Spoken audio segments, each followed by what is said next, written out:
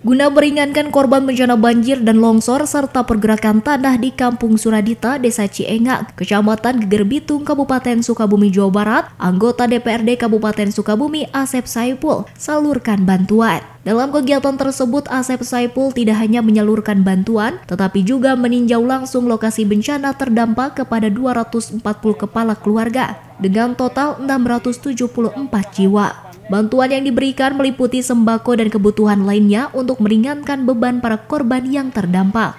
Camat Geger Bitung, Asep menyampaikan apresiasi atas bantuan tersebut sebagai bentuk kepedulian dan upaya meringankan beban warga yang sedang menghadapi musibah.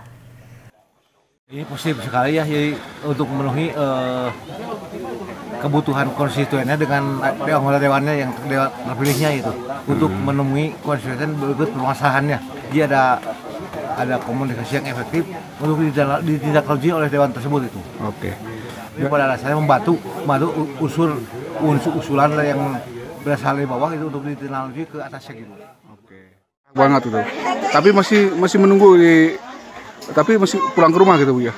Pulang ke rumah siang mah mengenang anak. Oke. Bantuan dari pemerintah apa aja Bu yang sudah diberikan oleh pemerintah Bu? Seueur, beras, seringnya, pokoknya mah udah seueur. Udah banyak yang dikasih ya? Berdasarkan data dari pemerintah Desa Ciengak, sebanyak 73 kepala keluarga saat ini tinggal di pengungsian dari total 240 kepala keluarga yang terdampak bencana.